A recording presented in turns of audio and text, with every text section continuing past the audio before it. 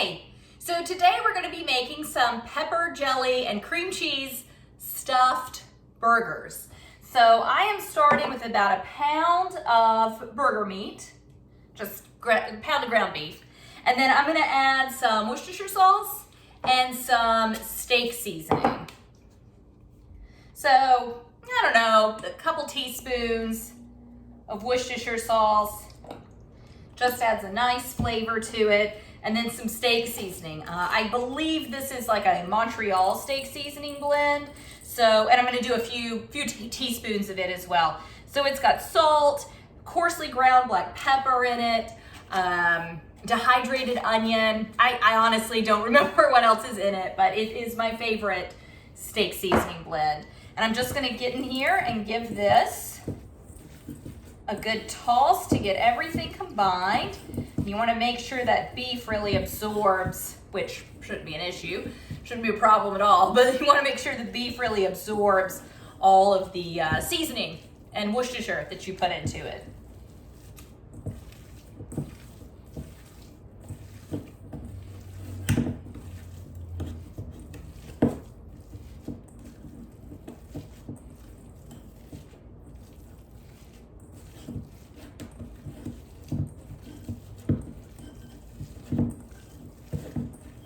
This would have been easier with a bigger bowl. Always grab the wrong size bowl. It's always too little. Since we're going to be stuffing these patties, I'm gonna make, in the end, I wanna have 4 burgers. So what I'm gonna do right now, I've never done a stuffed burger before, so I am kind of trying that out here. But I am gonna make 8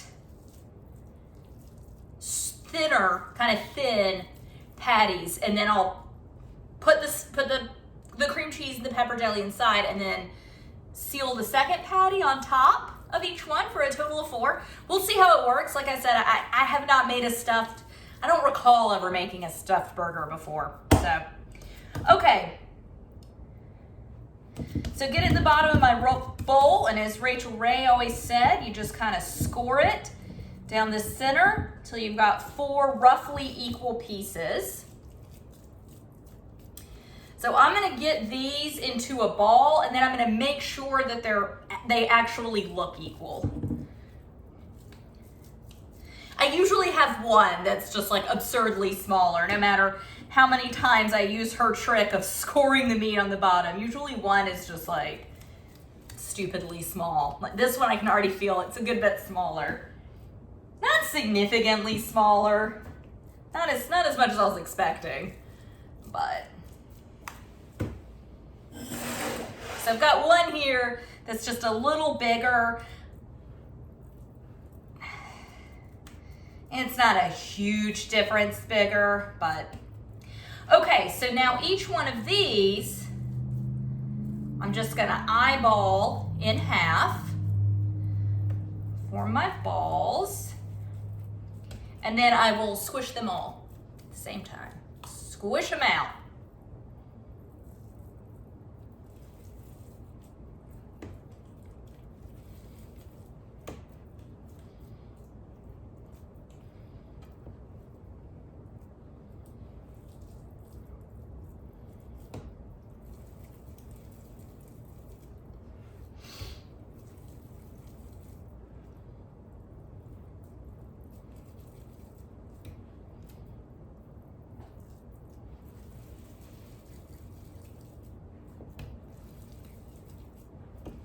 Okay, so I've got 8 fairly even looking balls, meatballs.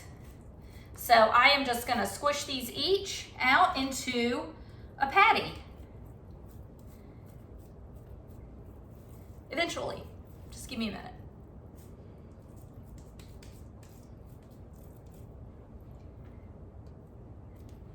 And these don't have to be perfect just yet. Not that they ever actually have to be perfect.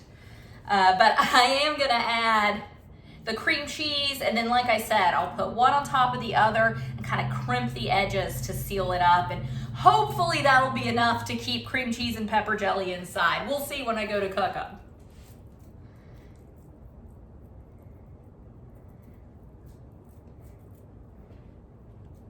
Hoping it works. In theory, it should. The only thing I'm worried about is getting a little too much cream cheese in them. If I have too much cream cheese or jelly, then it will ooze out. So it's really more about, you know, less is more. If you put too much in there and it all oozes out, it's gonna be a sticky mess. The jelly and the cream cheese, honestly, both will burn on the exterior, and you won't be left with anything inside when you go to eat the burger.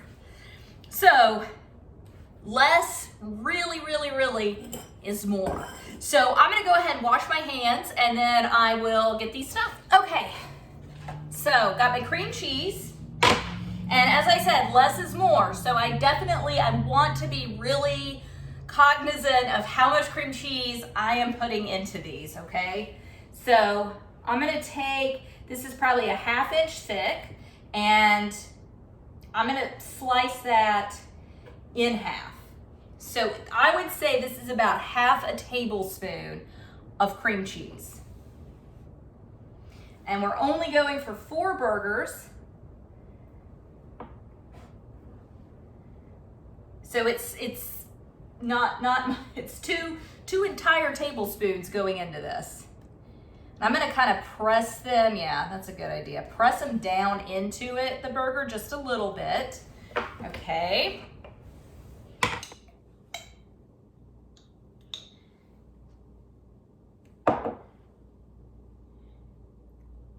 And I don't want to do much. That is maybe a teaspoon.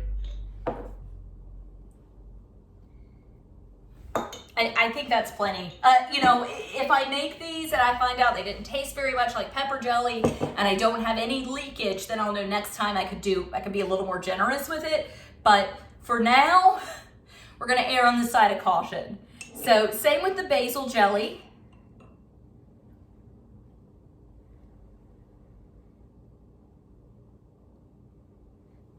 Just a little dollop.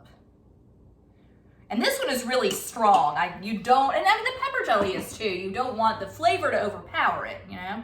So what I'm gonna do, I'll pick this one up. It's a little sturdier.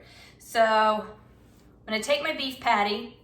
I'm just gonna put the other one on top, and I'm going to seal up these edges. And then I'm gonna refrigerate them for a little while and just kind of let everything harden back up. And before I put these either on the grill or in a pan, however I end up cooking them, I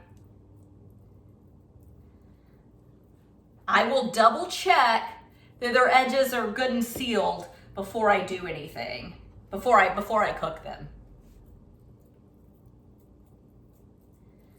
Because like I said, I mean, if this stuff comes out while you're cooking, I mean, it's gonna be a mess. It's going to burn, and you just ruined your burger. We're not doing any cheese on the outside. We're just doing this cream cheese that's on the inside, and I'm hoping it's delicious. I can't imagine the tastes of these jellies, especially the pepper jelly, not being good. I think it's gonna go so great with the ground beef, you know? I think it's gonna be delicious, but it could go wrong. Just kind of shape it back up. That one got a little askew. And last one, and then I think I might put a little Post-it or something on top. A bunch of jelly came out, oof. Just to mark which is which, so that we'll definitely know when we bite into it, but.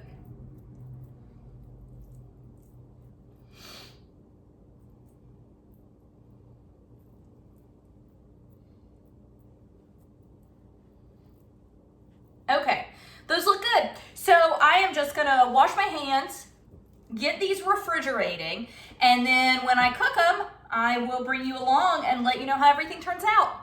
Bye.